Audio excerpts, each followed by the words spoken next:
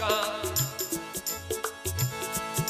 इधर मंदिर, इधर गुरुद्वारा, इधर मस्जिद, इधर गिरजा, इधर मंदिर, इधर मस्जिद, इधर गुरुद्वारा, इधर गिरजा, ये सब कान्हा के घर है। जिधर चाहे उधर गिरजा, तेरा नाम नाम नाम, ओ तेरा नाम नाम नाम, तेरा नाम, तेरा नाम नाम नाम, तेरा नाम। देखिए एक पंजाब में इश्क, इबादत, इश्क से कहना कि परमात्मा से जो इश्क करता है, इबादत करता है, इश्क ही। सोहनी महवाल एक हीर गाई जाती है पंजाब में।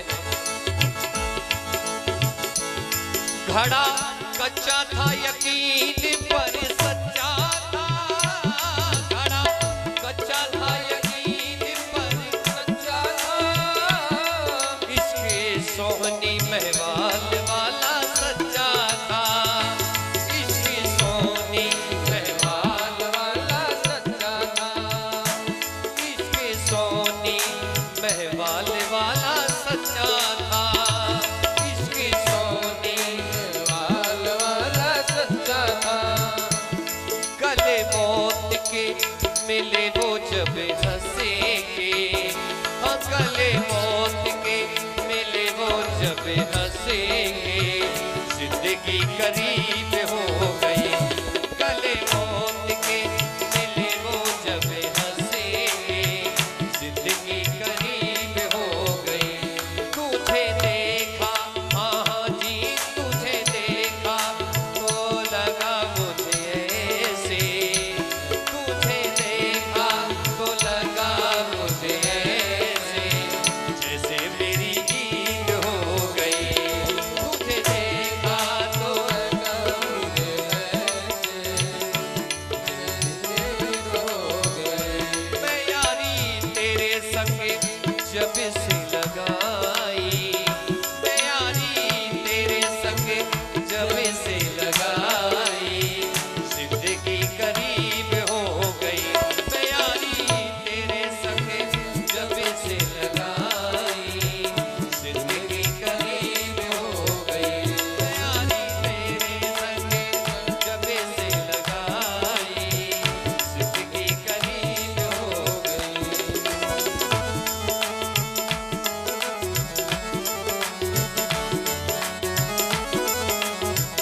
और अंतिम पंक्ति है, बोलिए बांके बिहारी लाल की, भाव से ताली सेवा करते हुए। तो एक फकीर कहता है, एक संत कहता है मेरे बांके बिहारी लाल से, तेरे इश्क वाली तकड़ी में तुलना, तेरी इश्क वाली तकड़ी में तुलना, सूली चढ़े के भी तेनू नहीं भूलना, मैं सूली चढ़े के भी तेनू नहीं भूलना। चाहे मुझे सूली पर चढ़ा दिया जाए, लेकिन हम कभी आपका नाम लेना नहीं भूल सकते। सूली चढ़ के भी तेनू नहीं भूलना, सूली चढ़ के भी तू नहीं भूलना, तेरी इश्क वाली तकड़ी में तुलना, तेरी इश्क वाली तकड़ी में हंसूली चढ़ के भी तेनू नहीं भूलना, सूली चढ़ के भी तेनू नहीं भूलना। तेरा नाम, ओ तेरा नाम, ओ तेरा नाम लगाया जब फेरा, ओ तेरे नाम का लगाया जब फेरा, जिंदगी करीब हो गई। तेरे नाम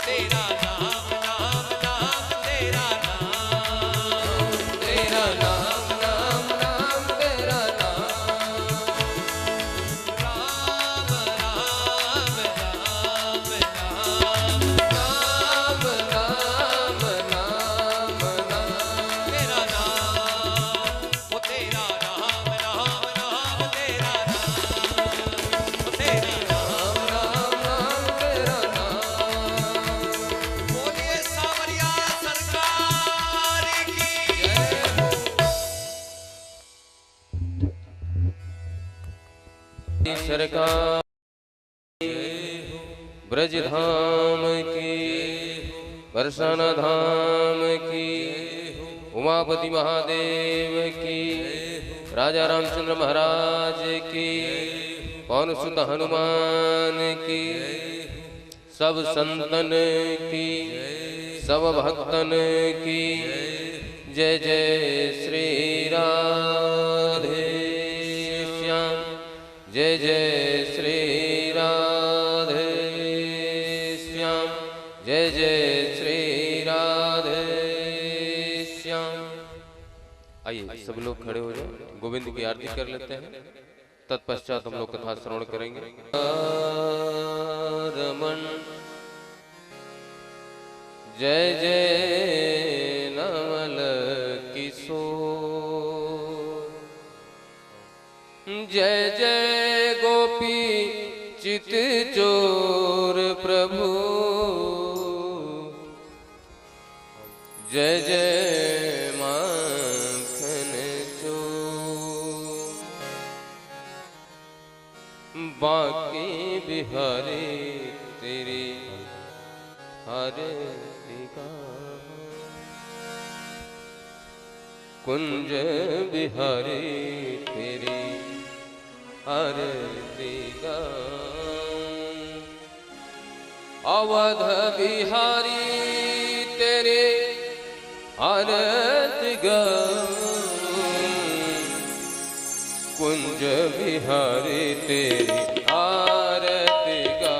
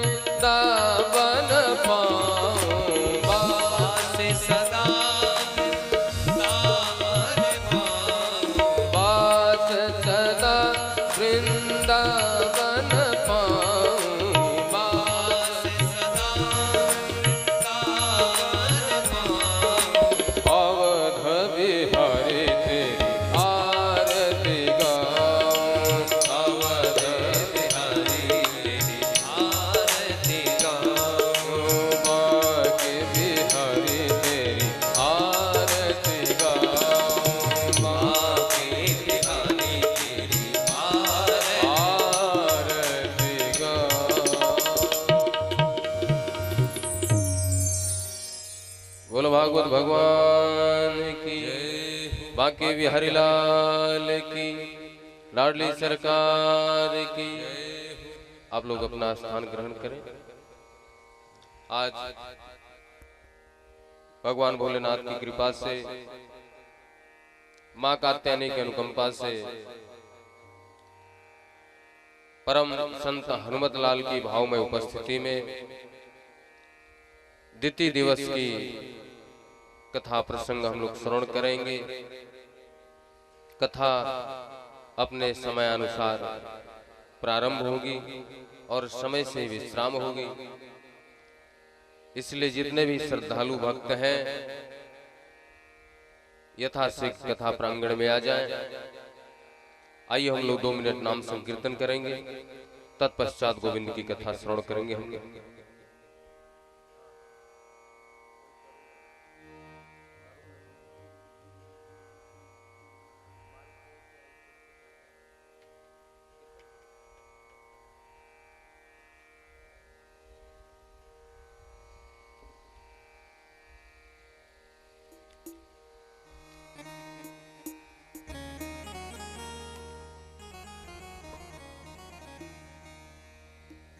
सच्चिदानंद रूपाय विश्वोत्पत्त्यादि हेतवे तापत्रय विनाशाय श्री कृष्ण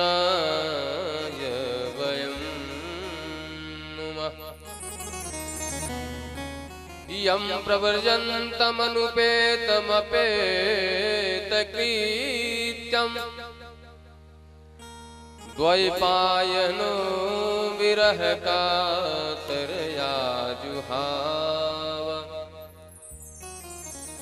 पुत्रेति तन्मतया सर्वोऽयभिनेदो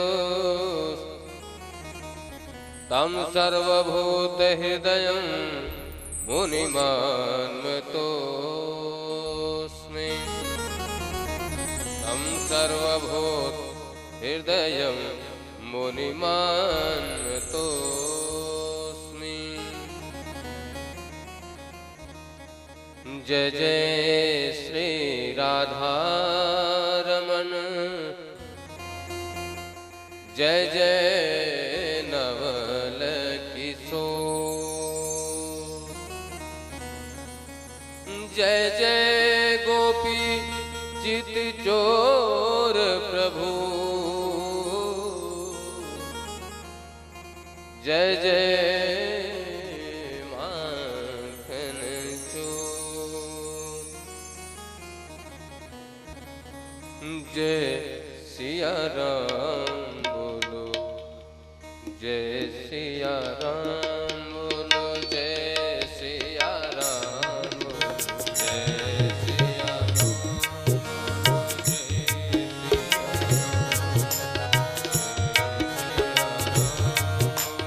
जय सिया राम बोलो, जय सिया राम, जय सिया राम, जय जय सिया राम, जय सिया राम, जय जय सिया राम, जय सिया राम, जय जय सिया राम। मुरली मनोहर राधे श्याम, मुरली मनोहर राधे श्याम। सभी लोग भाव के साथ 2 मिनट नाम संकीर्तन, तत्पश्चात हम लोग कथा श्रवण करेंगे। जय सिया राम बोलो, जय सिया राम, जय सिया राम, जय जय सिया राम। श्री हरिदास मुरली मनोहर राधे श्याम, जय सिया राम, जय जय सिया राम, जय सिया राम, जय जय सिया राम।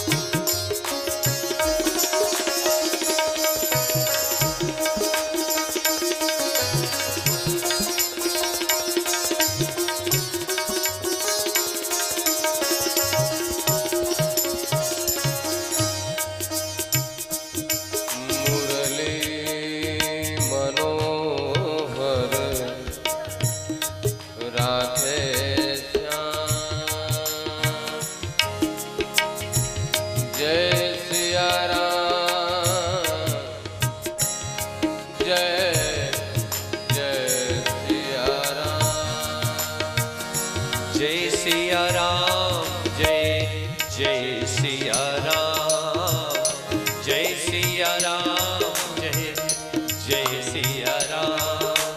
भवसागर जन पार सुपावा, अबे सागरे चढ़ पारे जो पावा, राम कथा ता करे दृढ़ नावा, राम कथा ता करे दृढ़ नावा।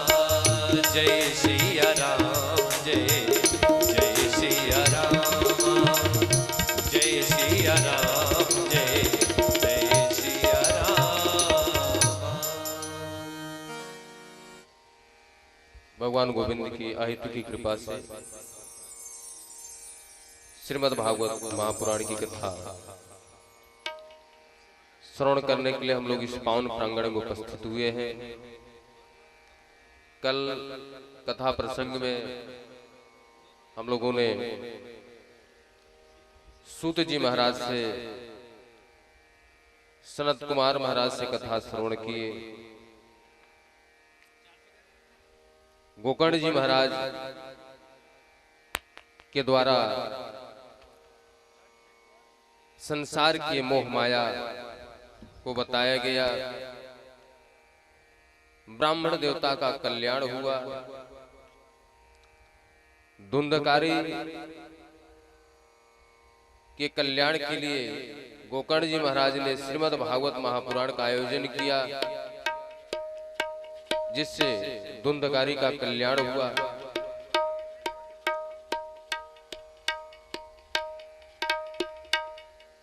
आज कथा प्रसंग में हम लोग सृष्टि वर्णन की कथा श्रवण करेंगे। धुंधकारी प्रेतात्मा है, प्रेत योनि में है। कथा प्रारंभ हुई तो ऐसा कहा जाता है कि हवा का कोई झोंका आता, हवा तेज आती तो धुंधकारी वहां से उड़ करके दूर चला जाता है। कथा प्रांगण में रखा हुआ एक 7 गांठ का बांस था। उस बांस में प्रवेश किया, 7 दिन तक कथा श्रवण किया। 7 दिन में बांस के जो 7 गांठ थे फट गए। वह बांस कुछ और नहीं अपितु हम और आपका, हमारा और आपका शरीर है। शरीर में 7 ग्रंथियां होती हैं। ग्रंथियां मतलब जो हड्डी का जोड़ है, घुटना, कंधा, कमर आदि। ये जो मोह माया का बंधन है,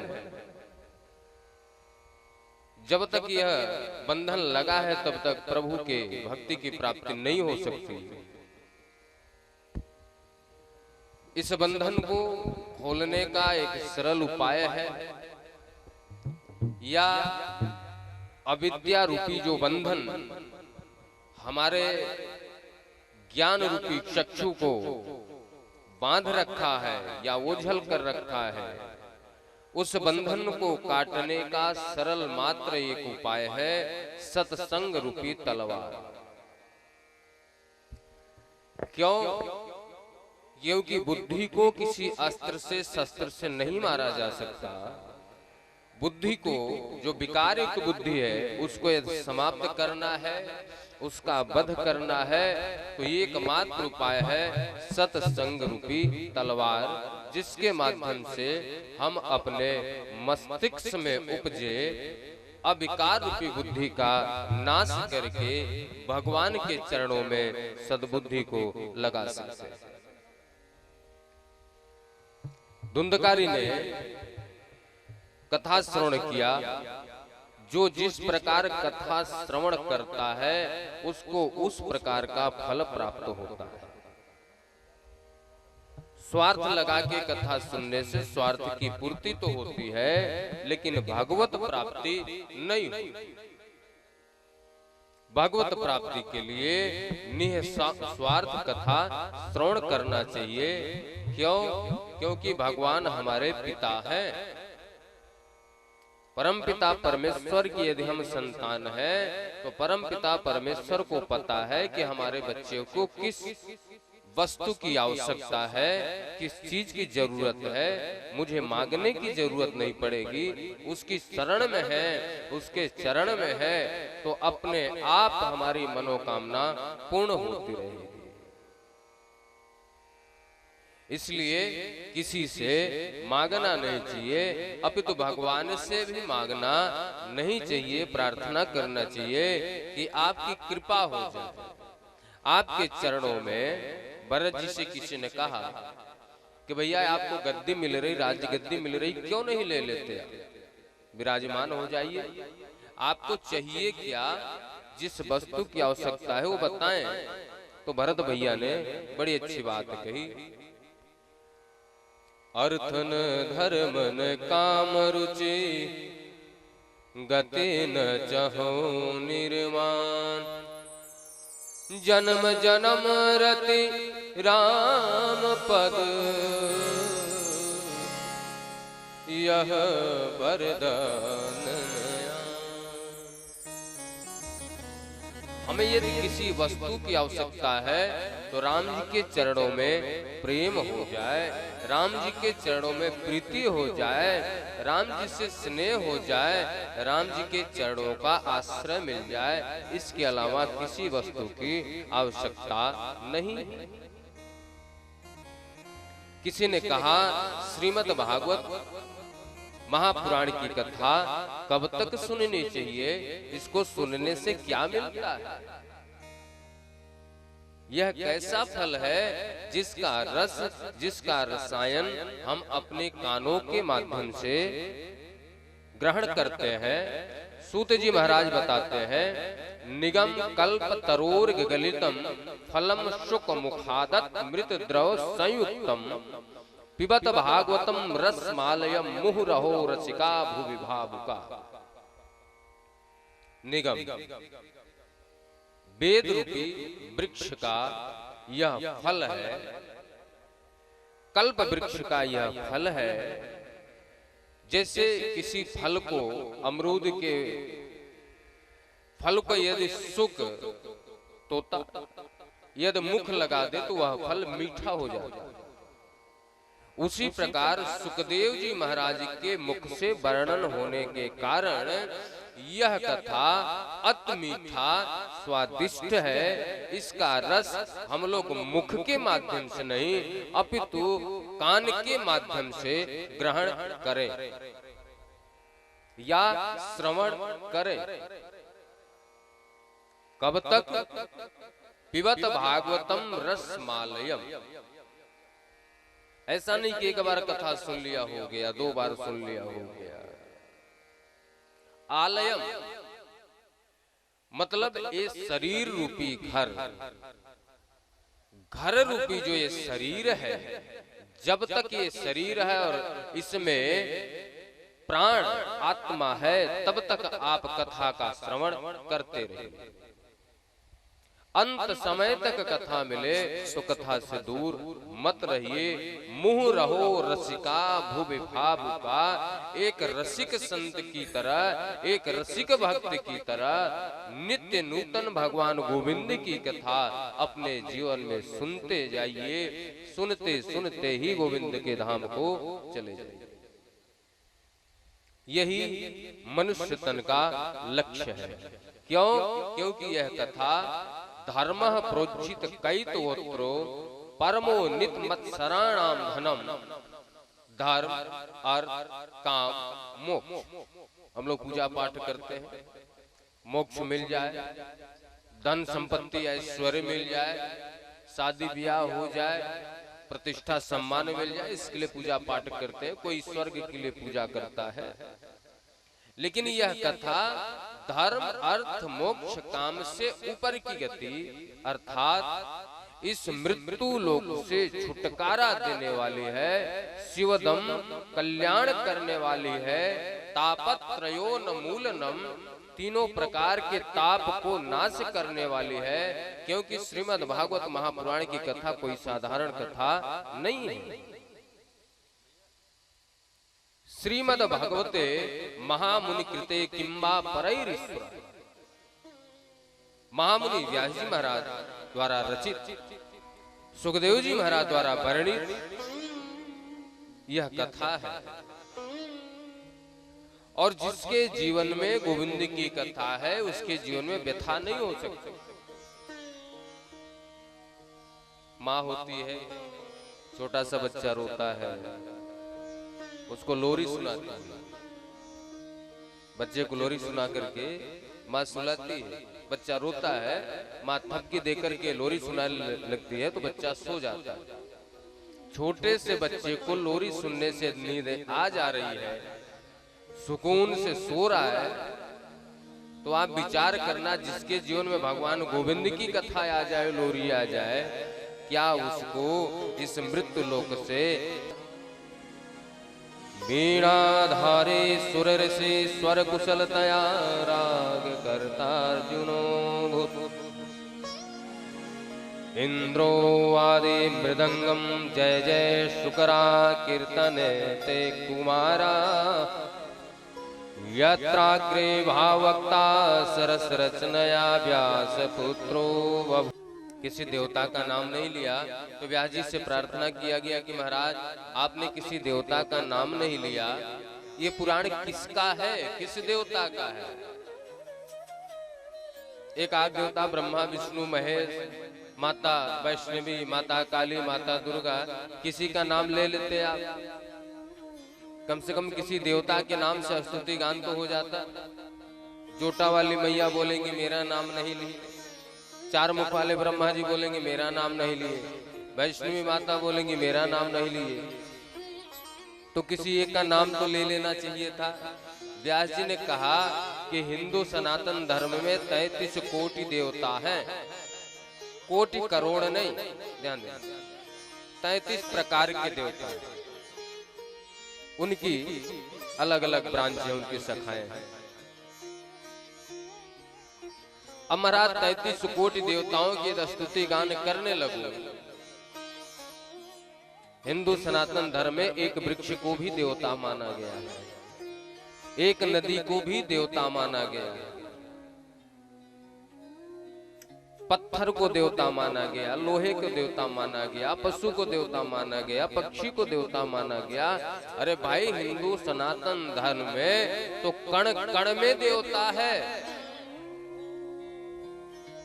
पूरा संसार एक परिवार है। तो महाराज मैं यदि सारे देवताओं के स्तुति गान करने लग जाऊं तो जिसका स्तुति गान लीला गान करने के लिए बैठा हुआ हूं वो तो काम अधूरा रह जाएगा। इसलिए मैंने एक को प्रणाम करके बताना चाहता हूं कि मैंने किसी को छोड़ा नहीं।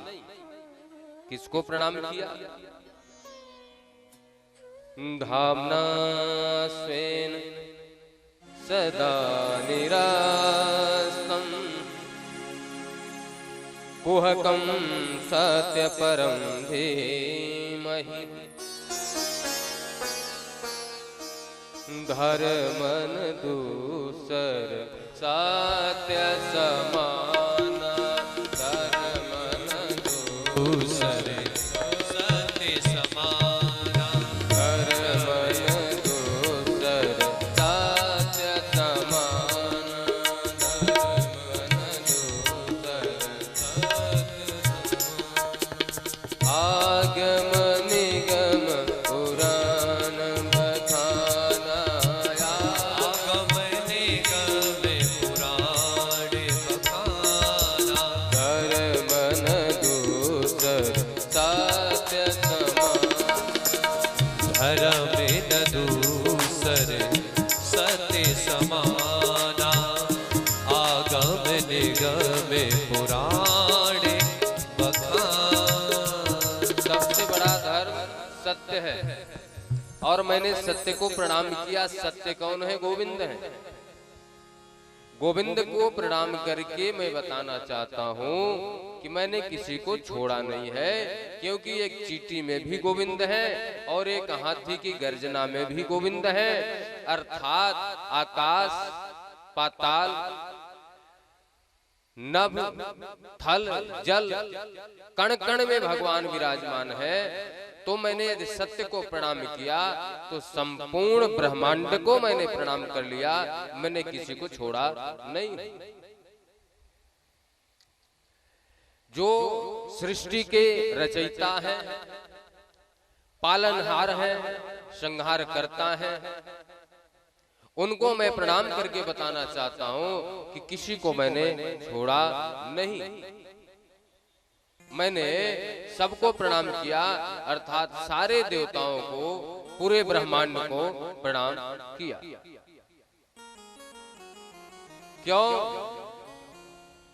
क्योंकि अंत समय में उन्हीं गोविंद का चर्चा होने से, उन्हीं गोविंद का दर्शन होने से उद्धार हो सकता है। बाकी देवताओं की पूजा करने से आपके कामनाओं की पूर्ति तो होगी, लेकिन सद्गति या इस शरीर का उद्धार नहीं होगा। सद्गति केवल भगवान गोविंद के हाथ में है। इसलिए तो भगवान भोलेनाथ भी कहते हैं कि भैया जितना हो सके राम नाम जाप करो, रात दिन करो, सुबह शाम करो।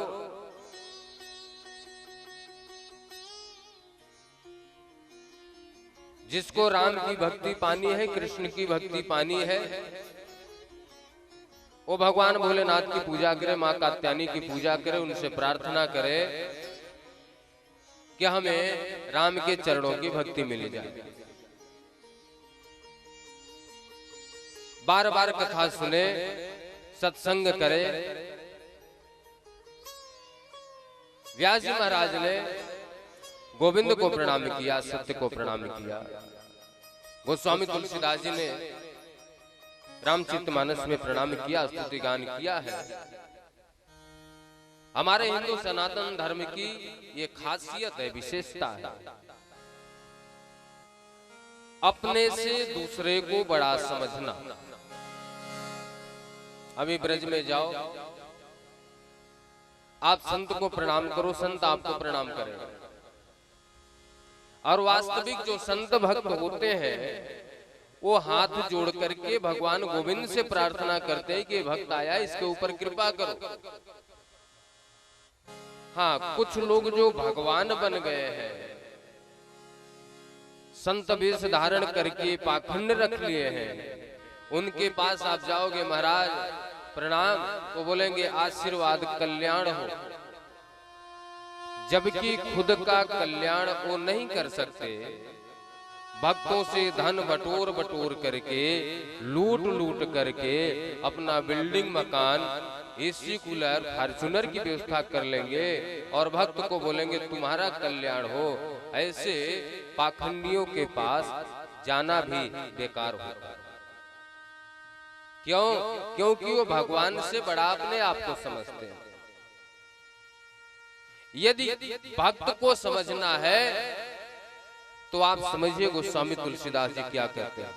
प्रणाम करते हैं, चाहते तो वो भी बोलते कल्याण हो, सबका आशीर्वाद, जय हो, यो मस्त। लेकिन गोस्वामी तुलसीदास जी कहते हैं जल चर थल चर नभ चरना, चर थले चर नभ चरना, जल चर थल चर नभ चरना, चर थले चर नभ चरना, जे जड़ चेतन जीव जहान, जे जड़ चेतन जीव जहान, जल चर थल चर नभ चरना, जले चर थले चर नभ चरना, सिया राम में सब जग जानी, सिया राम में सब जग जानी, अब बताओ, जल में, थल में, नभ में रहने वाले जीवों को प्रणाम किया। राजा दशरथ के परिवार को प्रणाम, जनक जी के परिवार को प्रणाम, नाग देवता के प्रणाम, चोर को प्रणाम, डाकू को प्रणाम, गाली देने वाले को प्रणाम, गाली सुनने वाले को प्रणाम, किसी को छोड़ा नहीं। फिर भी ऐसा लग रहा है कोई छूट गया तो अंत में हाथ जोड़ करके प्रार्थना करते हैं, प्रभु क्षमा करना, मुझे ऐसा लगता है कि कोई छूट रहा है। करहूं प्रणाम जोरे जुगपान, करहूं प्रणाम जोरे जुग पाणी। सिया राम मैं सब जग जानी, सिया राम मैं सब जग जानी। करहूं प्रणाम जोरे जुगपान। करहूं प्रणाम जोरे जुग पाणी। अर्थात देखो, जो वास्तविक भक्त है, वास्तविक संत है, संत का भी परिभाषा है, भक्त की भी एक परिभाषा है। ऐसा नहीं कि जिसका मन हो वही संत बन जाए, जिसका मन हो वही भक्त बन जाए।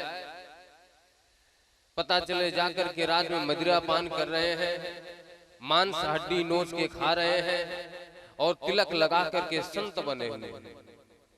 बहुत सारे ऐसे पाखंडी हैं, चार समाज में बैठे, धोती कुर्ता, तिलक, गमछा, माला, और पता चले शाम को जाकर के हड्डी मांस खा रहे हैं। ऐसे भक्त नहीं, वो कालनेमी होते हैं। शादी ब्याह करके, परिवार बसा करके, साली सरहद ससुराल, नाती पोता, बेटवा बिटिया, दामाद, पूरे परिवार को बसा करके मंच पे बैठ करके कथा वक्ता बन गए, कथा व्यास बन गए, भाषण दे रहे हैं। सारी दुनिया की मोह माया में तो अपने आप लगे हुए हैं और लोगों को उपदेश कर रहे हैं कि मोह माया छोड़ करके भगवान का भजन करो। है, आजकल के ऐसे ऐसे व्यास पड़े हैं, पता चला बेटी का ब्याह हो रहा है, उसमें आसन लगा करके बैठ गए, लोग आकर के उनको दक्षिणा दे रहे हैं। बेटे का ब्याह हो रहा है, उसमें आसन लगा के बैठे, उपहार आ रहा है। अरे भाई, ऐसे ही व्यास को कथा करना होता तो अत्रि, वशिष्ठ, शरद्वा, व्यास, भृगु, अंगिरा, गाद, देवल, इतने बड़े बड़े ऋषि मुनि बैठे हुए थे, क्यों नहीं कथा राजा परीक्षित को सुना दिया। राजा परीक्षित के लिए 88,000 ऋषि विचार कर रहे हैं कि कथा वक्ता किसको बुलाया जाए, कौन कथा वक्ता आए, कौन ऐसा संत आए जो कथा सुनाए जिससे राजा परीक्षित का कल्याण हो। व्यास जी ने रचना किया, व्यास जी सुना सकते थे। गणेश जी ने लिखा, गणेश जी सुना सकते थे। अत्रि, व्यास, शरद्वा, इतने बड़े बड़े ऋषि महर्षि विद्यमान है, वशिष्ठ जी भी विद्यमान है, चाहते तो सुना देते। सुखदेव जी को क्यों आना पड़ा? क्योंकि श्रीमद् भागवत महापुराण में लिखा गया है, व्यवसायी लोगों को कथा सुनाने का अधिकार नहीं है, व्यापार करने वाले लोगों को कथा कहने का अधिकार नहीं है। और जैसे गुरु वैसे चेला। हम लोग को तो भी वैसे ही व्यास पसंद आते हैं। महाराज शेरवानी सूट पहन करके बैठे,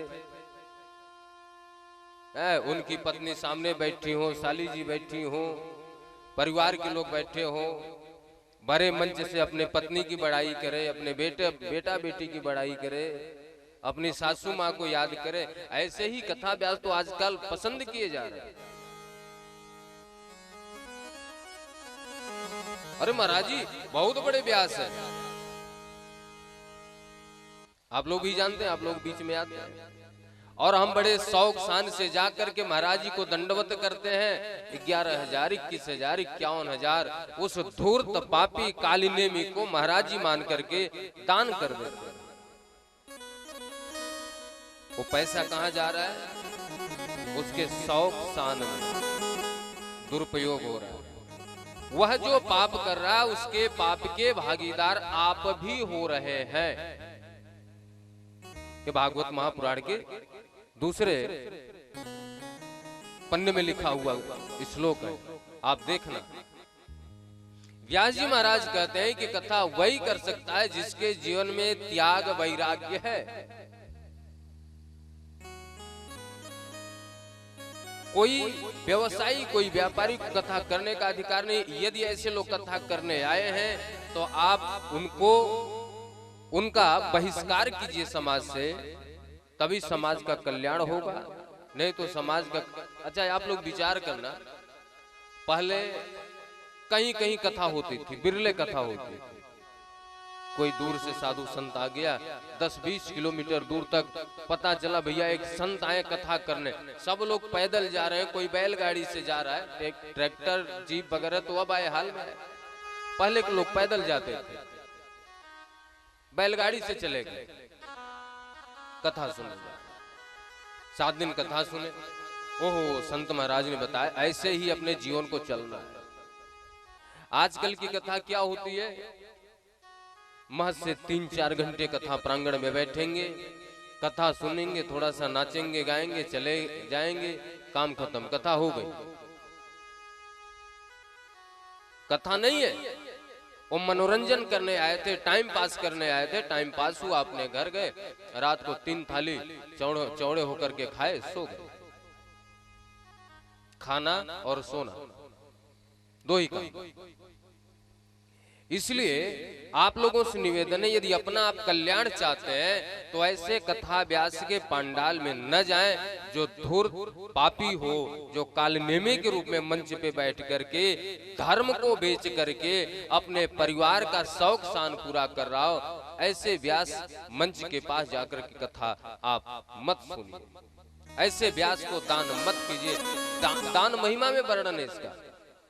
एक मदिरा पीने वाले को यदि आप दक्षिणा दे रहे हो, अब आपके दरवाजे पे आ गया, फटा कपड़ा पहना हुआ है, अरे मैया दे दे, अरे बाबा दे दे, बाबूजी दे दे, आपने दे दिया। गरीब बेचारा, दे दो 50 रुपया में क्या होता है, आपने तो दे दिया। उसने गया मदिरा पान किया, उसका दिया किसने? आपने। दुरुपयोग किसने किया? उसने। और मदिरा पान करके पता चला किसी का चैन लूट लिया, किसी का गला काट दिया, किसी के पेट में चाकू मार दिया, तो उस पाप के भागीदार आप हुए कि नहीं हुए? इसलिए दान करो तो देख करके करो, मनमानी नहीं। जिसको मनाए उसको नहीं, जिसको जरूरत है उसको दो, गरीबों की सेवा करो, जिसको आवश्यकता है उसको आप दे करके उसके चेहरे पे प्रसन्नता लाने का प्रयास कीजिए। गरीब बच्चों को रोटी खिलाइए, जीवों पे दया करो, प्रकृति की सेवा करो, लेकिन किसी पाखंडी की सेवा मत करो। सुखदेव जी महाराज कहते हैं जिसके अंदर संत का लक्षण हो, जैसे गोस्वामी तुलसीदास जी, सूरदास जी, रसखान जी, मीरा जी, आज के समय भी संत हैं, लेकिन मात्र 2% ही संत हैं। बाकी तो सब व्यवसायी घूम रहे हैं अपने परिवार के लिए, अपने लिए, धर्म के लिए कोई नहीं चल रहा है। जिसके अंदर संतता हो, जिसके अंदर भक्ति का लक्षण हो, उनके माध्यम से कथा श्रवण करें। पूरे जीवन में एक बार ही कथा सुनो, लेकिन किसी संत ऋषि से कथा सुनो और 7 दिन तक नित्य नियम पूर्वक कथा सुनो, नित्य ध्यान करो, मनन करो, चिंतन करो और उस कथा में बताए हुए बातों पे चलने का प्रयास करो। बार बार कथा सुनने की आवश्यकता नहीं पड़ेगी।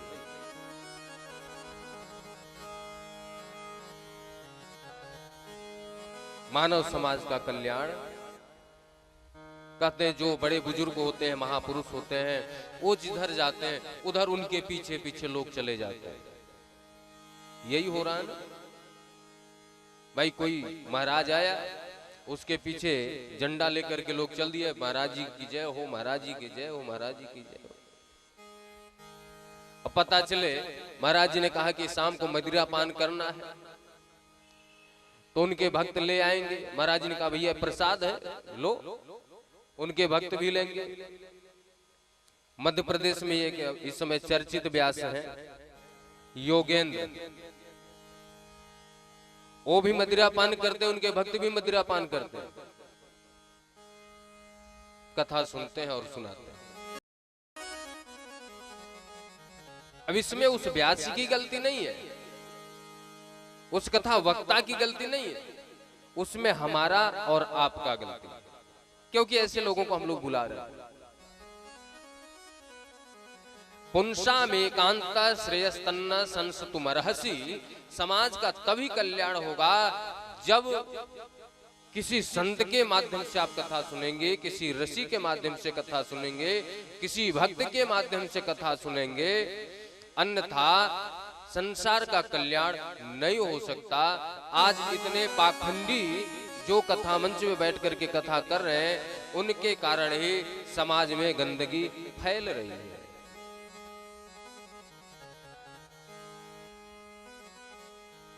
कोई पाखंडी व्यास है, उसके यहाँ आप गए, महाराज जी के यहाँ बड़ा अच्छा एसी कूलर लगा हुआ है, बहुत बड़ी बिल्डिंग बनी हुई है, वो एक बाबा है जो चटनी खिलाते हैं, जानते हो आप लोग?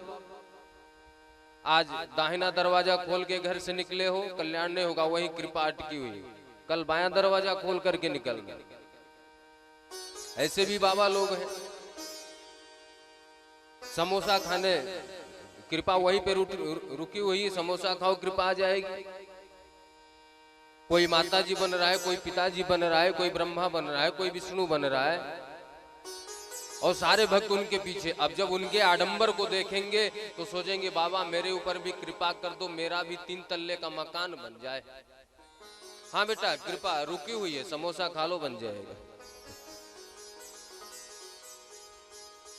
अरे भाई, कृपा करने वाला मात्र केवल एक भगवान गोविंद है, किसी इंसान के बस की बात नहीं कि कृपा करे। कोई बाबा भी कृपा नहीं कर सकता। जो संत होते हैं, आप देखना आप प्रैक्टिकल करना, किसी संत महापुरुष के सामने जाना, यदि आप उसको हाथ जोड़ रहे हो तो वह ऐसे नहीं करेगा, अपितु वो भी हाथ जोड़ करके आपको प्रणाम करेगा। जो तुम हो सो मैं हूं, जो मैं हूं सो तुम हो। अलग हम लोगों से मात्र एक है, और कृपा करने वाला वही एक है। कोई संसार का व्यक्ति ये बोले कि मैं कृपा कर दूंगा, ये हो जाएगा, जाओ मैंने कृपा कर दिया तुम्हारा ये हो जाएगा, ये सब बकवास है। इसलिए कहा गया कि सारे देवताओं की भी पूजा करो आप, लेकिन प्रार्थना उनसे यही करो कि गोविंद आपके चरणों की भक्ति मिल जाए। हम लोग बाजार में जाते हैं, सामान खरीदते हैं, काजू के दुकान पे गए काजू ले लिया, संतरे के दुकान पे गए संतरा ले लिया, सेव अलग दुकान पे, केला अलग दुकान पे, खाने पीने की सामान अलग दुकान पे, पूरे बाजार में घूमना पड़ता है। यदि सारे वस्तु एक ही दुकान पे मिल जाए तो फायदा होगा ना। अनेक देवताओं की पूजा करोगे अनेक कामनाओं की पूर्ति के लिए, लेकिन आपको भटकना पड़ेगा, फिर भी जो मिलना चाहिए वो नहीं मिलेगा। इसलिए यदि आप उस दुकान पे चले जाए जहां पे सारे आपके मनोकामना पूर्ण हो जाए तो कैसा रहेगा? अच्छा रहेगा ना। भगवान गोविंद का पूजा अर्चना ध्यान बिना मांगे। हिंदू सनातन धर्म में मात्र एक राम एक कृष्ण ही ऐसे भगवान है जो ये नहीं कहते कि मेरी पूजा करो तभी मैं दूंगा तुझे। बाकी चाहिए वो देवी माता हो, चाहे देवता लोग हो, कोई भी हो, उनके नाम से पहले अर्जी लगती है कि इतना ये करेगा तब मैं इसका काम करूंगी। कामनाओं के अनुसार पूर्ति होती है। यदि आपने उस विधि से पूजा नहीं किया तो माताजी नाराज हो गए। वैष्णो धाम जाना है और पता चले नहीं गए तो वैष्णो मैया नाराज हो जाएंगे। काली माता की पूजा करनी है, और ठीक से पूजा नहीं हो तो नाराज हो गई। ब्रह्मा विष्णु महेश, लेकिन भगवान कृष्ण और भगवान राम, अरे भगवान कृष्ण ने तो कहा कि भैया पूजा मत कर मेरी, चल तू मुझे गाली दे। ब्रज के लाला, ब्रज के छोरा, ब्रजवासी गोपियां लठ लेके दौड़ाती हैं, ग्वाल बाल विनोद में गाली सुनाते हैं। और राम जी, जिस रावण ने माता जानकी को ले गया, उस रावण को कहां नरक में भेजना चाहिए ना, राम के शत्रु हैं। लेकिन राम जी ने रावण को कहां भेजा? जहां पे उनके पिता दशरथ जी गए हुए साकेत धाम में। राम जी से पूछा गया कि बताइए, आप प्रसन्न होकर के अपने धाम में भक्त को भेजते हैं या नाराज होकर के?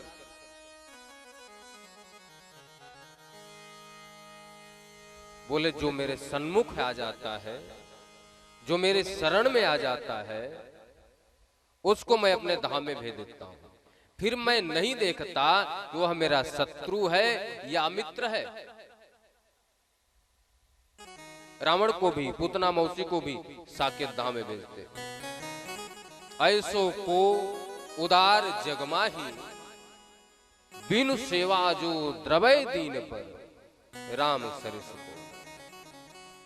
रावण ने कोई सेवा नहीं किया था, राक्षसों ने कोई सेवा नहीं किया था, पूतना मौसी ने कोई सेवा नहीं की थी, लेकिन पूतना मौसी को माँ यशोदा से पहले ही साकेत धाम को भेज दिया। बताओ,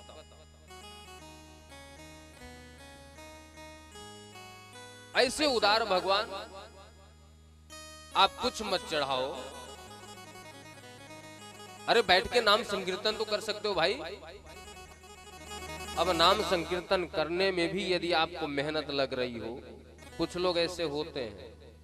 हमने कई लोगों से कहा कि भैया थोड़ी देर प्रभु का नाम चर्चा कर लिया करो, कभी वृंदावन बरसाने चले जाया करो, राम जी का नाम ले लिया करो। अरे महाराज जी, समय ही नहीं मिलता, सुबह से शाम घर के काम में लगे हुए, समय कम मिलेगा। जब अंत समय आएगा तब, मुख से बोला नहीं जाएगा तब।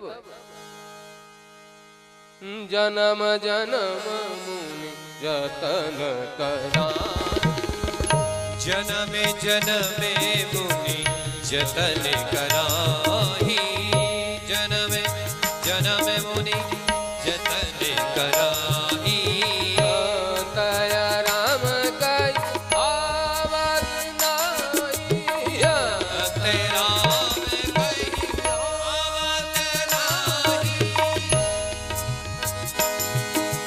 अरे तेरा कहीं आवत नाही, अंतराम कहीं आवत नाही, अंतराम कहीं आवत नाही। जन्म जन्म मुनि जतन कराही, जन्म जन्म मुनि जतन कराही, जन्म जन्म मुनि जतन कराही। इसलिए कल का इंतजार मत करो, आज से अभी से भगवान गोविंद की प्रार्थना करो। सुखदेव जी महाराज जन्म लेते ही भगवान के भजन के लिए निकल लिए, तो हम लोग तो जन्म लेकर के इतने बड़े हो गए, अब तो भगवान के भजन में आ जाओ। 33 कोटि देवता है, भगवान के 24 अवतार हैं। सनत कुमार, बाराह, नारद, नर नारायण, कपिल, दत्तात्रेय, यज्ञ रूप, ऋषभदेव, पृथु, मत्स्य, कच्छप, धनवंतरी, मोहिनी, नरसिंह रूप, वामन रूप, परशुराम,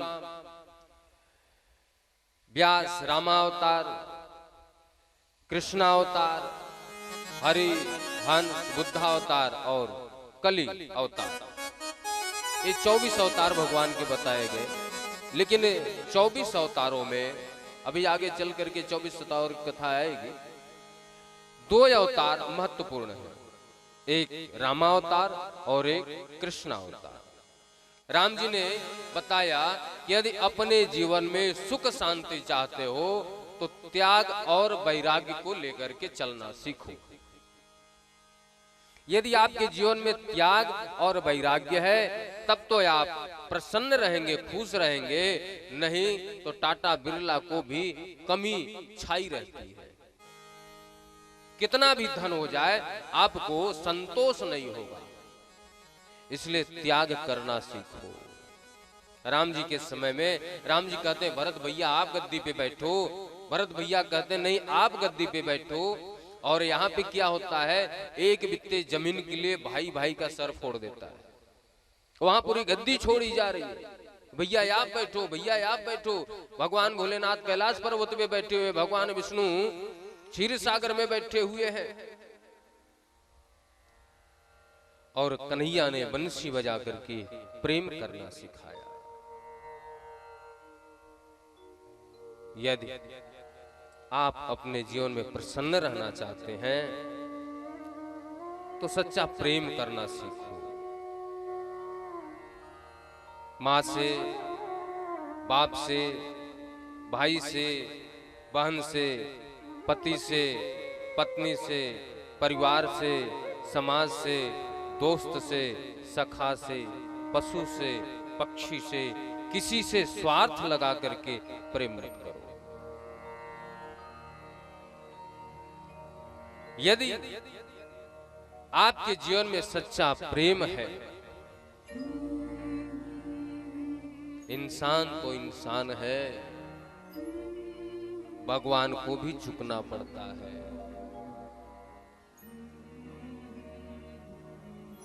भगवान को भी अपने भक्त के लिए आना पड़ता है।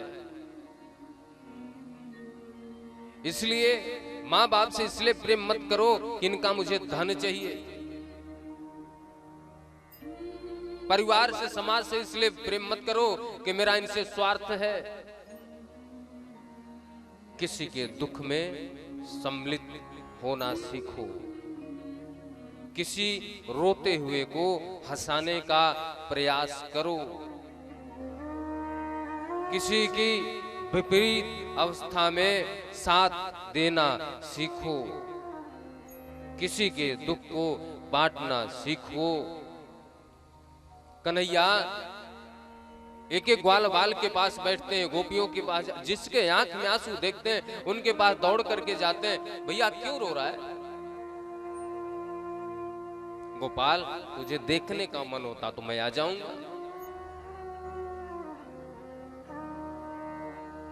प्रेम के पाले पढ़कर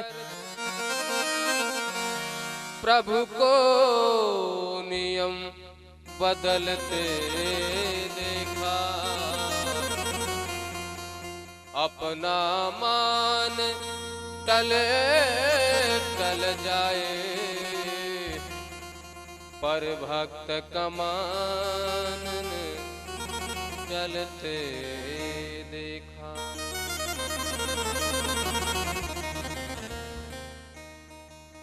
कन्हैया ने बंसी बजा करके प्रेम करना सिखाया। भगवान गोविंद को, राम जी को आपका प्रेम ही तो चाहिए। उनसे प्रार्थना ही तो करना है कि मैं आपका हूं, आप मेरे हो। कथा बहुत जगह आप लोग सुने होंगे, ध्यान देना इस बात को। ये जो धर्म रक्षक सेवा ट्रस्ट के तत्वाधान में कथा हो रही है, ये छठा वर्ष है,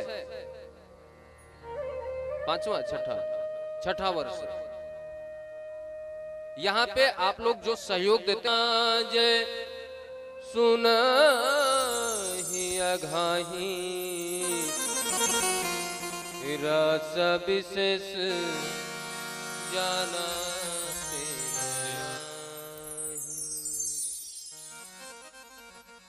इतनी बार कथा सुने, इतने बार किए, लेकिन उनको संतोष नहीं है।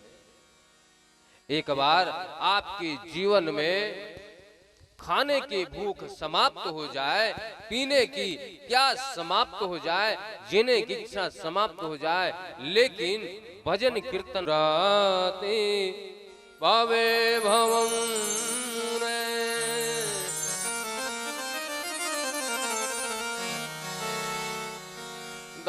पश्चास्तु कश्चन वेदवान्। पूर्व जन्म में कोई ब्राह्मण पुत्र नहीं था, एक दासी का बेटा।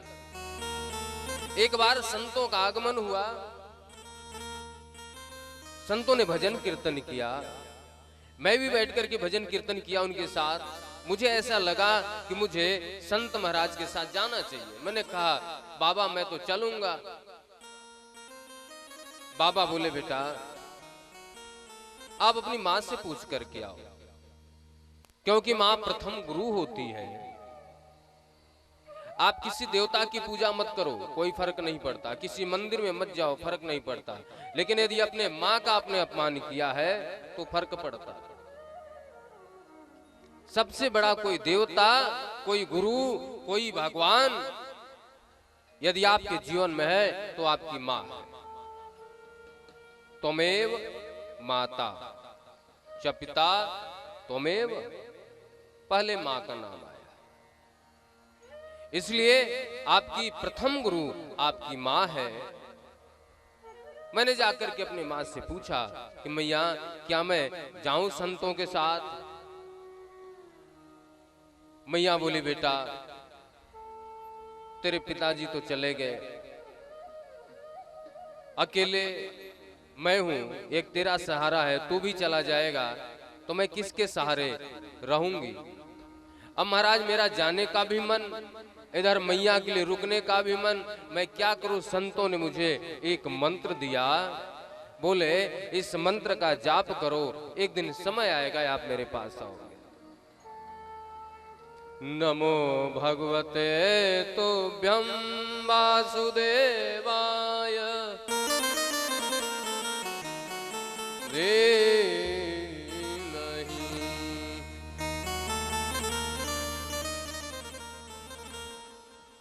भगवान वासुदेव का भजन करो। महाराज संत महाराज लोग चले गए। एक दिन मैं भजन करते करते विचार किया कि प्रभु आप मेरी मां को भी ले जाओ तो मैं अकेले जम करके आपका भजन करूंगा। संयोग बस मेरी मां भी भगवान के धाम को चली गई। अब तो मैं भजन करने लगा बैठ करके, नाम जाप करते करते ऐसा लगा कि जिस गोविंद का मैं जाप कर रहा हूं वो गोविंद मेरे हृदय में नहीं है, बाहर है। मैंने आंख खोल करके देखा तो वही गोविंद मेरे सामने खड़े थे। गोविंद ने कहा वरदान मांगो। मैंने कहा प्रभु अपने चरणों की भक्ति दे दो। गोविंद ने कहा कि बेटा भक्ति तो आपको पहले ही मिल चुकी है, रही बात मेरे पास आने की तो आप मेरे पास ही आओगे। आपके कुछ कर्म शेष हैं उसको पूर्ण कर लो, फिर मेरे धाम को आ जाए। मां की कृपा से, मां के आशीर्वाद से, संतों की सेवा से दूसरे जन्म में मेरी उत्पत्ति ब्रह्मा जी के गोद से हुआ, नाम पड़ा देव ऋषि नारद। एक दासी पुत्र दूसरे जन्म में कहा जा रहा है? ब्रह्मा जी के गोद से उत्पत्ति हो रही है और भगवान के मन कहे गए। तो क्या हम लोग ब्रह्मा जी के पास नहीं जा सकते? क्या हम लोगों का कल्याण नहीं हो सकता? यदि हमारे जीवन में भजन है तो हमारा भी उद्धार हो सकता है। देवदत्ता मीमा मीणा स्वर ब्रह्म विभूषितम्।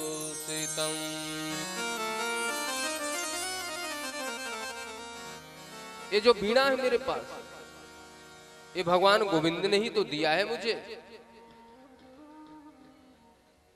महाराज कभी कभी शूद्र के घर में जन्म लेने वाला पंडित बन जाता है और पंडित के घर में जन्म लेने वाला शूद्र बन जाता है। अश्वत्थामा गुरुपुत्र है, लेकिन कार्य शूद्र का है। दुर्योधन के आदेश से पांचाली के 5 पुत्रों का वध करके उनका सिर दुर्योधन के सामने लाते हैं। दुर्योधन का आदेश था पांडवों का सर लाना है, लेकिन अश्वत्थामा सोते हुए बालकों का सिर काट करके दुर्योधन के पास ले आए। सुबह हुआ, अपने बालकों का कटा हुआ शरीर धड़ देख करके मैया विलाप करने लगी, रोने लगी। गोविंद से कहते हैं, प्रभु इन नवजात शिशुओं ने क्या बिगाड़ा था? अरे कुछ बिगाड़ा था या कोई दुश्मनी थी तो पांडवों से थी। इन नवजात शिशुओं से क्या दुश्मनी थी कि दुर्योधन ने इनके गले को कटवा दिया? अरे विधाता, आप इतना निर्दयी कैसे हो सकते हो? माता शिशूनां निधनं सुतानां निशम्य घोरं परितप्यमाना।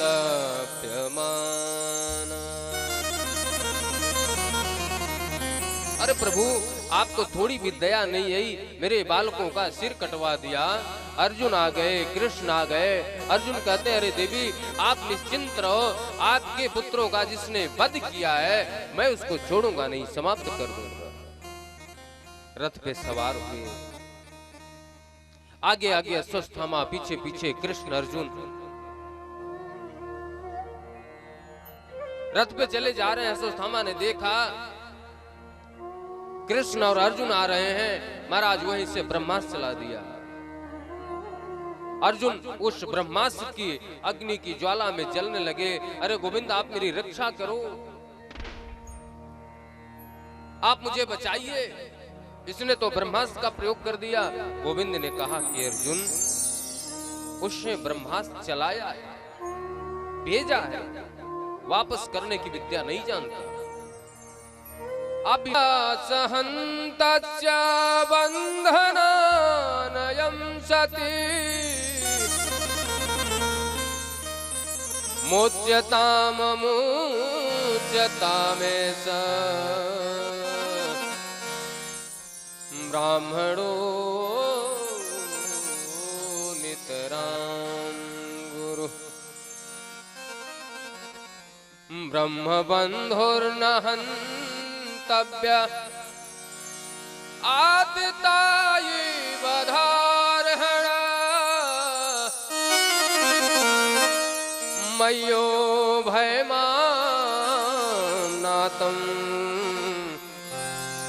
पर्यपायनु।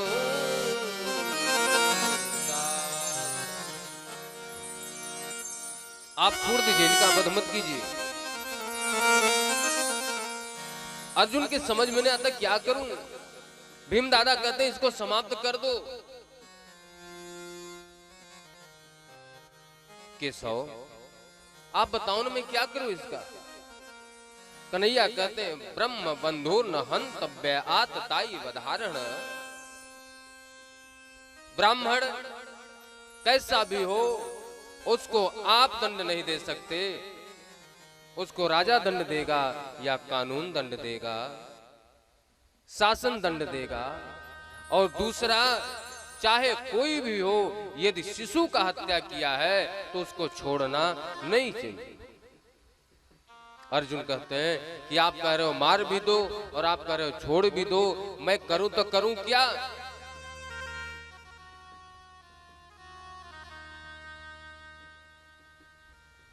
कन्हैया कहते हैं, आपने गीता का उपदेश सुना है? अर्जुन ने अश्वत्थामा के मस्तक से मणि निकाल लिया, केस मुड़वा दिया, धक्के मार करके महल से बाहर कर दिया। अपने कुटिया पे अश्वत्थामा गए, बड़े क्रोधित हैं, मैं छोड़ूंगा नहीं, पांडवों के पूरे वंश को समाप्त कर दूंगा, मेरा अपमान किया है। कहा यह शान मानना चाहिए, जीवन दान दे दिया। लेकिन महाराज क्रोधित होकर के कह रहे पांडवों के वंश को समाप्त कर दूंगा। फिर हंसी आती है, अरे बचाई कौन है, 5 बालक थे वो तो चले गए। नहीं, ये कहे उत्तरा के गर्भ में पल रहा नवजात शिशु। आश्रम पे बैठे बैठे ब्रह्मास्त्र चला दिया उत्तरा के गर्भ पे। उस ब्रह्मास्त्र की ज्वाला से, दहकते अग्नि की ज्वाला से उत्तरा विचलित हो गई। पाहे पाहे महायोगिन देवदेव जगत्पते नानं त्वद्भयं पश्ये यात्र मृत्युः परस्परम्। प्रभु आप मेरी रक्षा करो। यदि आप मेरी रक्षा नहीं कर सकते कोई बात नहीं, गोद लिया नाम पड़ गया कुंती, बचपन का नाम प्रथा। जिनके 5 बेटों को मारने के लिए कौरव की 100 सेना तैयार रहती है, जिनके बहू को सभा में खींच करके लाया गया, और आज मैंने मांगने के लिए कहा तो आपने फिर दुख मांग लिया। क्या दुख भोगते भोगते आपका पेट नहीं भरता क्या?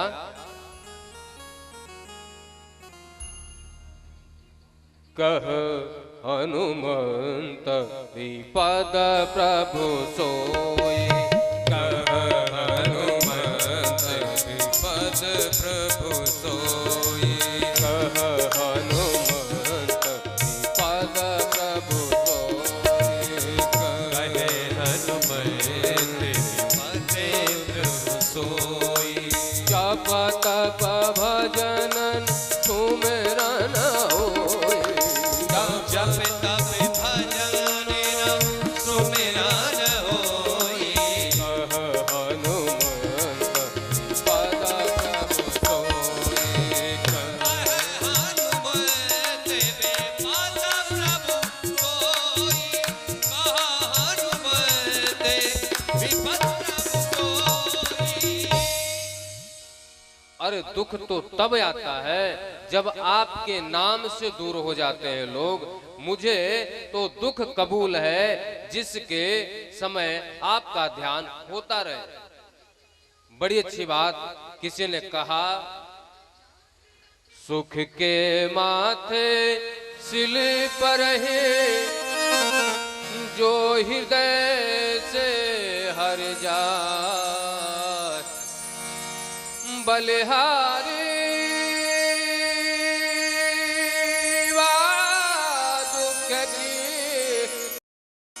पल पल नाम रटा। सुख के माथे सिल पर ही जो हर हृदय से जाए, बलिहारी दुख के जो पल पल नामे धराए, जो पल पल नाम रटा। मेरे बाके बिहारी जी, अपने गोविंद से प्रार्थना करना सब लोग, जो आपके जीवन में कष्ट है वो गोविंद ही दूर कर सकते हैं। मेरे अवध बिहारी जी दूर करो। अवध बिहारी जी दूर करो दुख मेरा, बांके बिहारी जी दूर करो दुख मेरा। अवध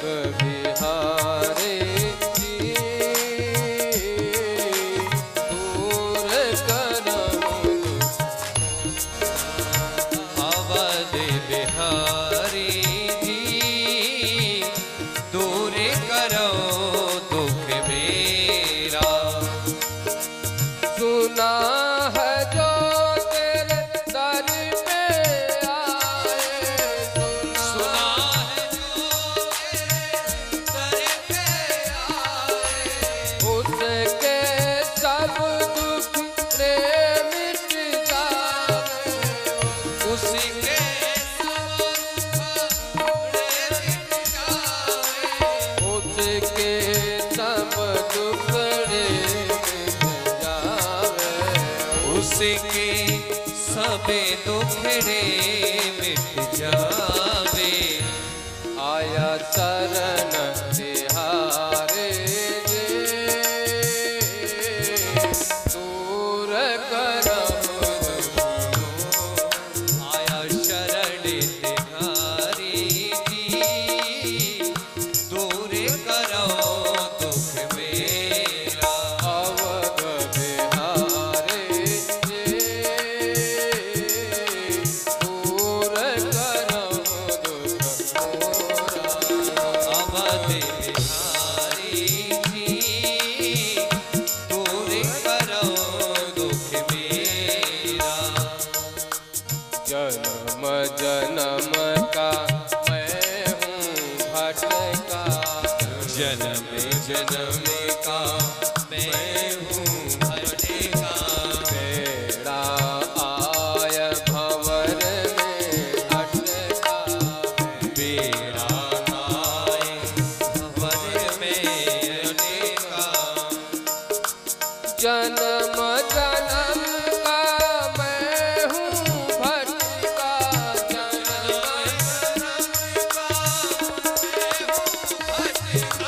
बेड़ा आय भंवर में अटका।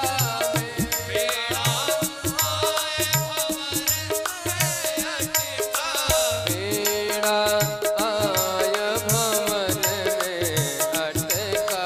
बेड़ा आए भंवरे में अटका। मेरे बिहारी जी जय हो। पार करो नैया, कोई दूसरा पार नहीं कर सकता प्यारे।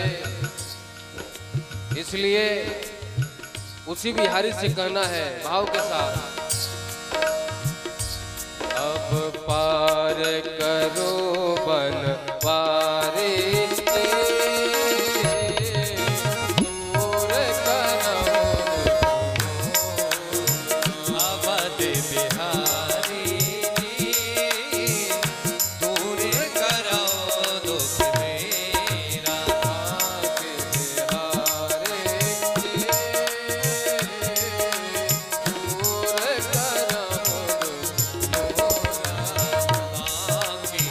बिहारी जी, दूर करो दुख मेरा। सबरी अहिल्या कणिका सवारी अहिल्या कणिका तारी। सबही तूने पार उतारे। सबही तूने पार उतारी। सबही तूने पार उतारे। सबही तूने पार उतारी। प्यारे आपने सबको पार लगा दिया, अब मेरी बारी, आपका कृपा चाहिए। अब हमारी बारी जय हो रे करो दुख मेरा। अब हमारी बारी जी, दूर करो दुख मेरा। अवध बिहारी जी, दूर करो दुख मेरा। दूर जाने के लिए बोल कौन रहा है? जय हो। दुख दूर करने के लिए बोल कौन रहा है? किनारे जाने के लिए बोल कौन रहा है? प्यारे विचार करना, जो भगवान की बुआ है, जिनके ऊपर भगवान की अहेतु की कृपा है, वह करे मेरे जैसे अधम को तार दो। सूरदास जी कहते हैं, सूरदास जी कहते हैं, मैं आपको भगवान नहीं मानता। गोविंद ने मुस्कुराया, क्यों भैया, सब भगवान मानते, आप क्यों नहीं मानते? आप किसी दूसरे दुनिया से आए हो?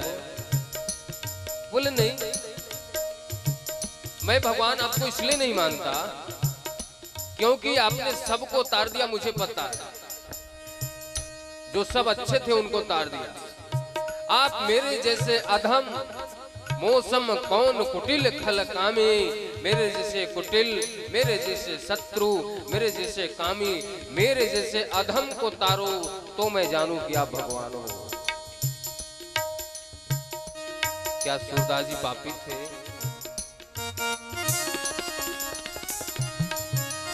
मोर मुकुट पीतांबर धारे, मोर मुकुट पीतांबर धारी, संग में हो विष्णुभानु दुलारे, संग में हो वृषभानु दुलारी, संग में हो विष्णुभानु दुलारे।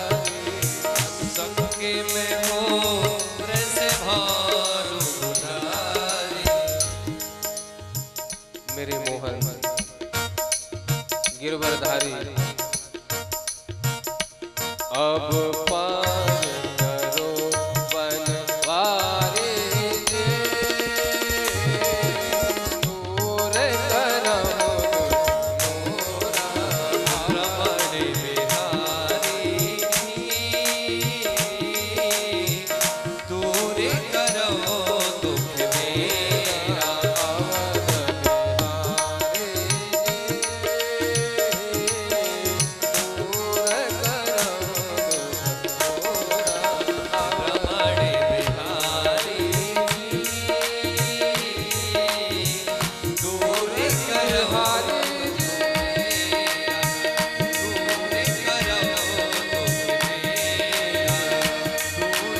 करो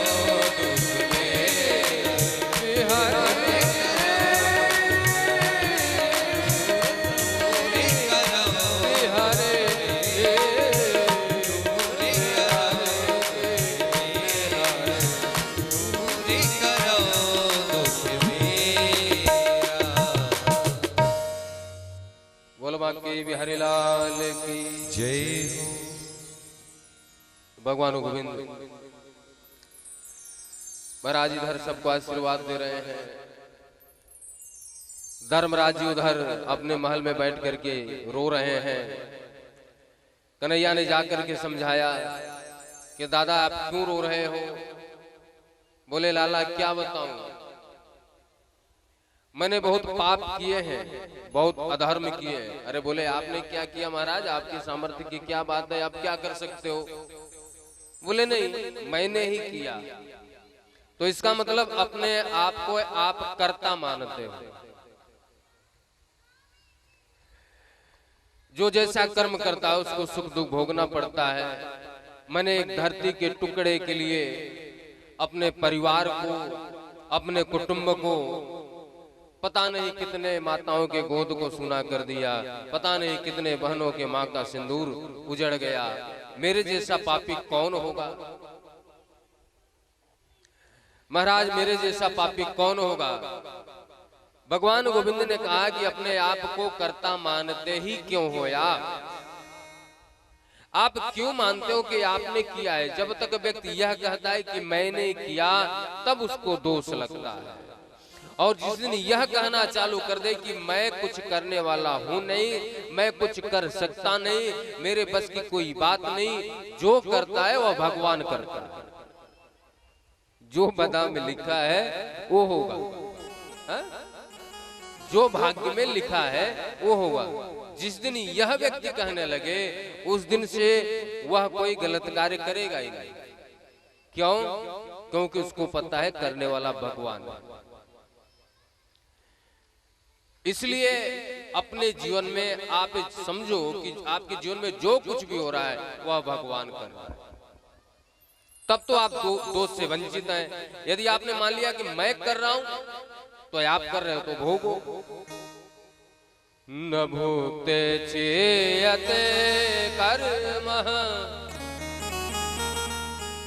जन्म कोटि सतैरपि अवश्य भोक्तव्यम्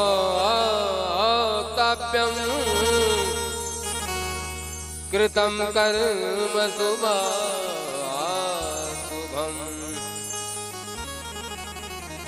जो जैसा कर्म करता है भोगना पड़ता है। लेकिन यह बात उनके समझ में नहीं आ रही है। गीता का उपदेश करने वाले कृष्ण समझा रहे हैं, लेकिन दादा को तो छोटे से गोपाल दिख रहे हैं, वही 1200 कन्हैया दिख रहे हैं। कन्हैया ने विचार किया, इनको समझाने के लिए मुझे बाबा के पास जाना पड़ेगा। बोले दादा, आज पितामह के जाने का समय है, चलो उनके पास चलते हम लोग। पांचों पांडवों को लेकर के दादा के पास गए। अर्जुन ने जाकर के प्रणाम किया, भीम ने प्रणाम किया, धर्मराज ने प्रणाम किया। बाबा की गर्दन नीचे लटकी हुई 6 महीने से बाणों की सया पे लेटे हुए हैं। आज एक एक रोम कण में बाण चुभे हुए हैं, एक एक रोम कण से रक्त के एक एक बूंद निकल चुके हैं। महाराज आज सोच रहे हैं कि इन सबों को भेजा किसने है। हल्का सा पीला फटका दिखा, नेत्रों में आंसू आ गया। अर्जुन से कहते हैं, अरे अर्जुन, जैसे आपने इतने बाण बिछाए मेरे लिए, एक बाण और चला दो, मेरे गर्दन के नीचे लगा दो, थोड़ी गर्दन ऊंचा हो जाए, तकिया लगा दो, ताकि अपने पीले पटके वाले गोविंद का दीदार कर सकूं, अपने गोविंद को देख सकूं। गोविंद ने आकर के चरणों में प्रणाम किया। बाबा आपको दंडवत प्रणाम, आपके बच्चों को लेकर के आया हूं। श्री राधे स्वस्ति वचनम कल्याणम कुरु। आपके बच्चों को लेकर के आया हूं, आप इनको आशीर्वाद दीजिए, कुछ प्रवचन सत्संग बताइए। राजा हो गए धर्मराज। बाबा के नेत्रों में आंसू, कहते केशव, विपरीत परिस्थिति में युद्ध क्षेत्र में होठों पे मुस्कान लेकर के गीता का उपदेश करने वाला मुझसे कहता है कि आप उपदेश करो। अरे किसी को बड़प्पन देना सीखा जाए तो आपसे केशव मैं क्या उपदेश करूंगा। आपकी इतनी बड़ी कृपा, इस समय आप दर्शन देने आ गए। बोले बाबा कुछ तो बता दो इन लोगों को। पितामह उपदेश करते हैं, राज धर्मान दान धर्मान। एक राजा को राज धर्म का पालन करना चाहिए। दान धर्मान राज धर्मान मोक्ष धर्मान विभाग सह।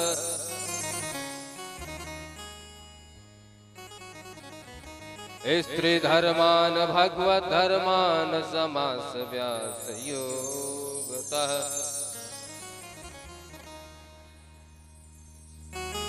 एक गृहस्थ को धन कमाना चाहिए, अकूत धन कमाए, लेकिन उस धन का कुछ हिस्सा दान में लगाए, सेवा में लगाए। पति को, पत्नी को, परिवार को, माता को, पिता को, भाई को, बंधु को, समाज को अपने अपने कर्तव्यों का पालन करना चाहिए। एक राजा को राज धर्म का पालन करना चाहिए, उसके राज्य में कोई दुखी नहीं होना चाहिए। राजा को कभी पाप नहीं करना चाहिए। पाप करने की तो बात छोड़ो, पाप करते हुए देखना भी नहीं चाहिए। जैसे ये बात बोले उसी समय बगल में खड़ी पांचाली हंसने लगी। बाबा कहते बेटी आपको हंसी क्यों आई, आप हंस क्यों रही हैं? बस बाबा ऐसी हंसी आ गई, कोई बात नहीं है। नहीं कोई तो बात होगी। उच्च कुल की बधू समाज में दांत नहीं दिखाती। कुलीन घर की स्त्री या बधू 4 मर्दों के बीच में बैठ करके, 4 पुरुषों के बीच में बैठ करके खिलखिला करके हंसती है। उच्च कुल की बधू का स्वभाव नहीं है। और आपने यहाँ पे खिलखिला करके हंसा, इसका मतलब क्या है? आपने उपहास किया है। आपको हंसी क्यों आई? पांचाली के नेत्रों में आंसू आ गए। कहती बाबा आप उपदेश कर रहे हैं, बहुत बड़े उपदेशक बन गए हैं आज। राज धर्मान दान धर्मान मोक्ष धर्मान विभाग सह। ये उपदेश आपका उस दिन कहाँ गया था जिस दिन मुझे सभा में खींच करके लाया गया था लज्जित करने के लिए। सबसे पहले मैं आपके पास गई थी, आपका उस सभा में सबसे बड़ा पद था। आप चाहते तो दुर्योधन को मना कर सकते थे, आप चाहते तो रोक सकते थे, आप सिर झुका करके बैठे रहे। मुझे लज्जित किया जा रहा था सभा में और आप देखते रहे। आज आप उपदेश कर रहे हैं, यह उपदेश उस दिन राजभवन में क्यों नहीं किया आपने? सब कोई अपने दूसरे को उपदेश देने के लिए बनता, अपने आप को कोई उपदेश नहीं करता। बेटी, जैसा मैंने अन्न खाया था वैसा मेरा मन हुआ था। शायद दुर्योधन के यहाँ भोजन करने के कारण, उसके पाप युक्त अन्न खाने के कारण मेरा मन भी दूषित हो गया था, धर्म के लिए खड़ा नहीं हो पाया। लेकिन आज उसी पाप का प्रायश्चित 6 महीने से बाणों की सजा पे कर रहा हूं। एक एक रोम कण में एक साथ 2-2 हजार बिच्छुओं का डंक एक साथ लग रहा है। ऐसा प्रतीत हो रहा है महाराज कि कौन सी पीड़ा, कौन सी व्यथा मेरे शरीर में आ गई। जो मैंने पाप किया, नैष्ठिक बाल ब्रह्मचारी पितामह 8वें वसु संत ऋषि ब्रह्मर्षि, इसके बाद भी बाणों की सजा पे पड़े हैं। क्यों? क्योंकि अधर्म होते हुए देखा है,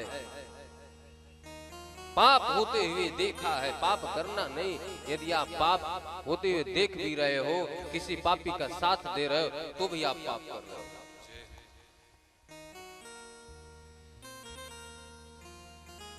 आज 6 महीने से उसी सजा को तो भोग रहा हूं। पांचाली डर गई, कहते बाबा मुझे क्षमा कर देना, मैं तो बस ऐसे ही बोल दिया। नहीं बेटी, आपने सही कहा है। आज पितामह केशव से कहते, केशव आपकी बहुत बड़ी कृपा हुई। अरे मरते समय कोई आपका नाम नहीं ले पाता है, आप साक्षात दर्शन देने चले आए। एक संत का दर्शन नहीं होता है, धर्मराज पांडव सहित आ गए और जैसे ही आप आए तो सारे यहाँ पे संत आकर के विराजमान हो गए आपका दर्शन करने के लिए। आप कितने बड़े दयालु हैं।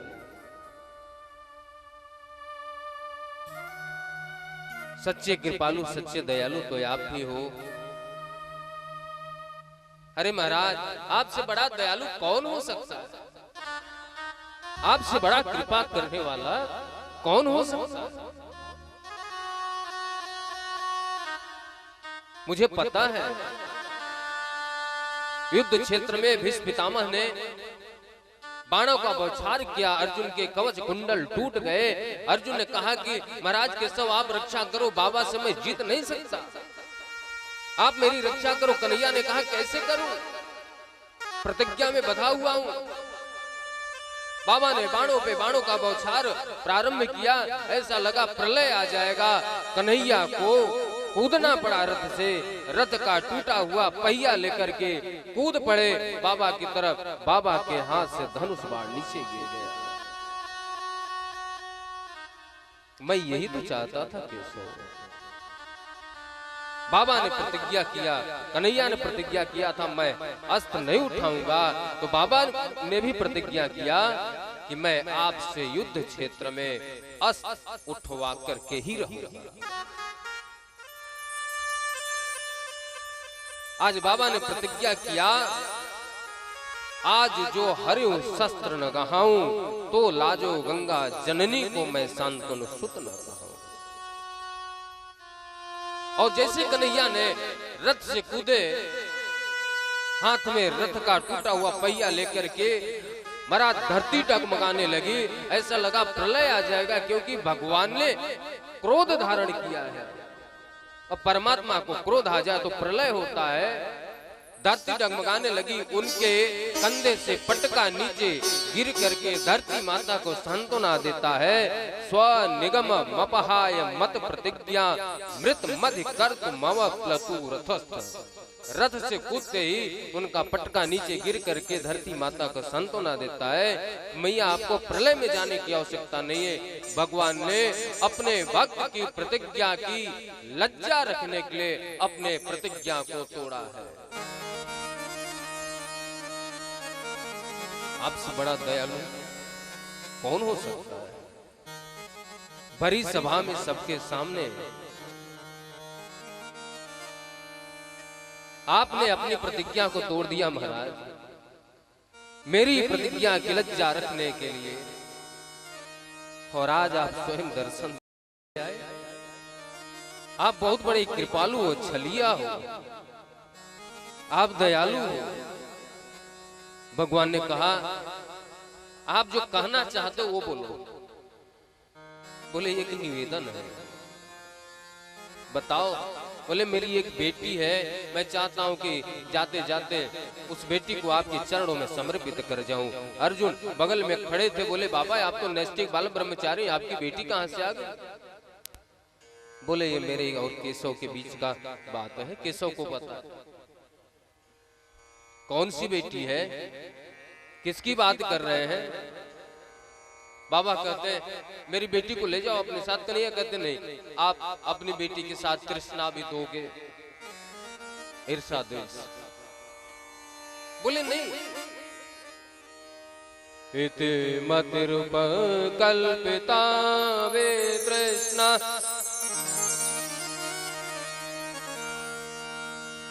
भगवत शाश्वत पुंगे विभो।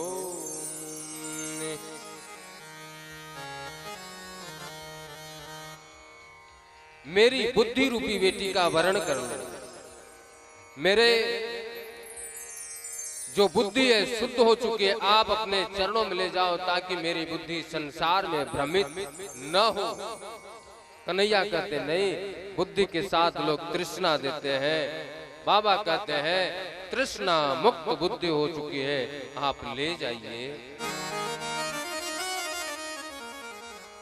देहांत काले तुम सामने हो, बंसी बजाते मन को लुभाते। यही गीत गाते मैं तन नाथ त्यागू, गोविंद दामो धर्मादवे गोविंद दामोदर देते। इतना तो करना स्वामी जब प्राण तन से निकले, गोविंद नाम लेकर जब प्राण तन से निकले। श्री गंगा जी का तट हो, यमुना का बंसी बट हो,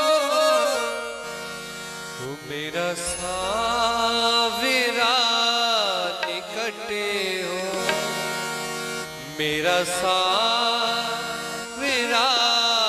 निकटे हो। जब प्राण तन से निकले, मेरा सावेरा निकटे हो, मेरा सावेरा निकट हो। जब प्राण तन से निकले, इतना करना स्वामी जब प्राण तन से निकले। इतना करना स्वामी जब प्राण तन से निकले। गोविंद नाम लेकर, गोपाल नाम लेकर, फिर प्राण तन से निकले। गोपाल नाम लेकर, फिर प्राण तन से। श्री गंगा जी का तट हो, यमुना का बंसी बटे हो। श्री गंगा जी का तट हो, यमुना का के बांके बिहारी लाल से। श्री गंगा जी का तट हो, यमुना का वंशी वट हो। श्री गंगा जी का तट हो, यमुना का वंशी वट हो। मेरा सावेरा निकट हो, ओ मेरा सावेरा निकट हो। जब प्राण तन से निकले, गोविंद नाम लेकर, भाव से ताली सेवा करते हुए गोपाल नाम लेकर, मेरे प्राण तन से निकले।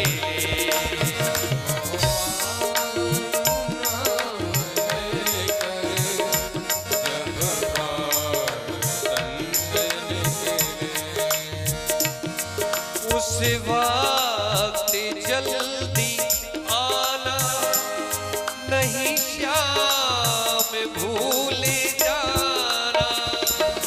उस वक्त जल्दी आना, नहीं श्याम भूले जाना। उस वक्त जल्दी आना, नहीं श्याम भूल जाना।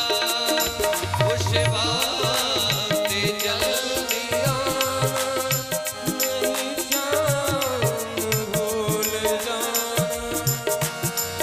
मुरली की ध्वनि सुनाना, मुरली की ध्वनि सुनाना।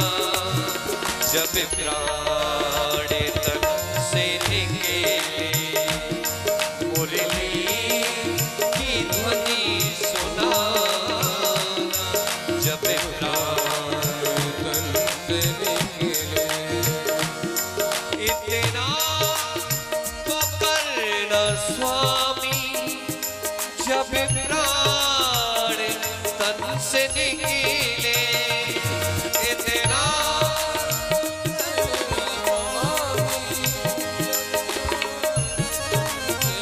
तन से निकले, गोपाल नाम लेकर, गोपाल नाम लेकर, मेरे प्राण तन से निकले।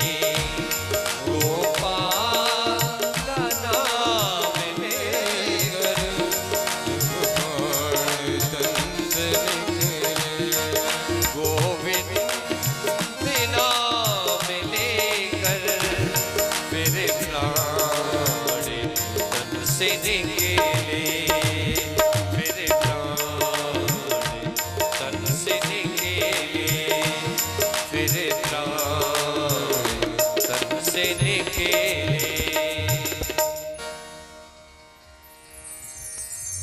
मैं आप सभी से निवेदन करूंगा,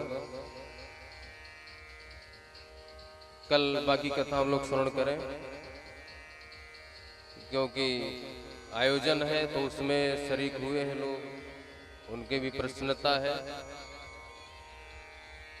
और बीच में कथा भी समझ में नहीं आएगी, तो आज की कथा को अभी तो विश्राम नहीं होना था, लेकिन आज की कथा को हम विश्राम करते हैं।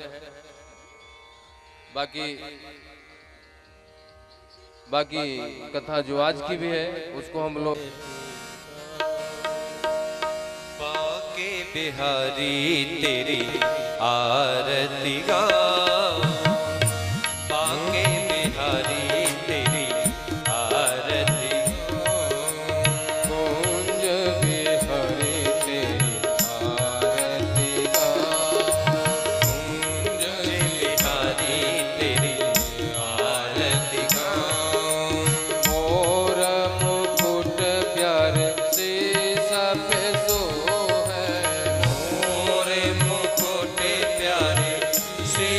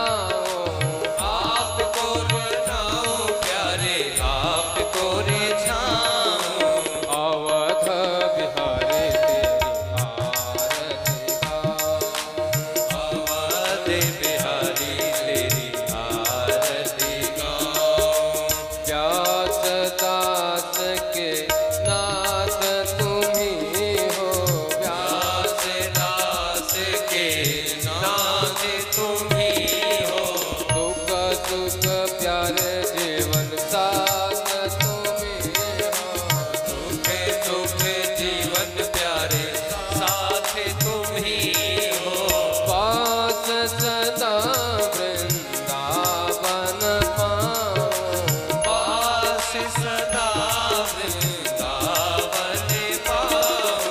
बाके बिहारी तेरी आरती गाऊं। बाके बिहारी तेरी आरती गाऊं। अवधा बिहारी तेरी आरती गाऊं।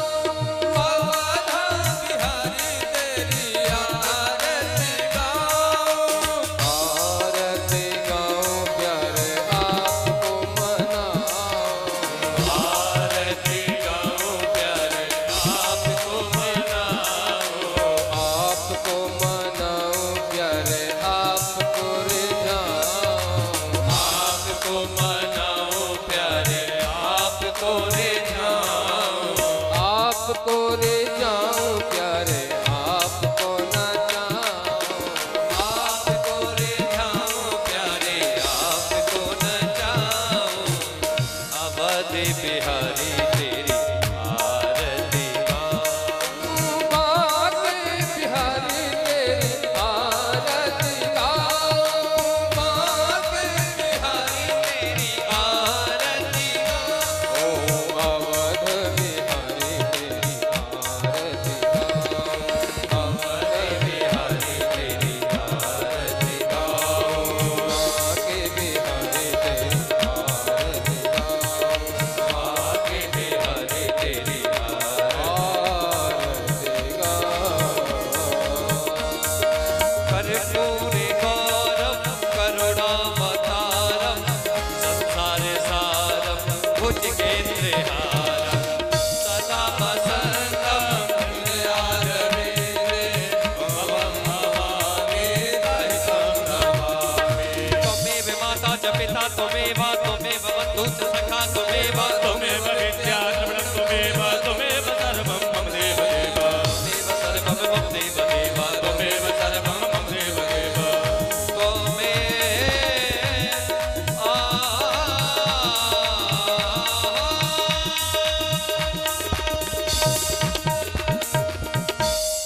शीतले तुम जगत माता, शीतले तुम जगत पिता, शीतले तुम जगत धात्री, शीतलाय नमो नमः।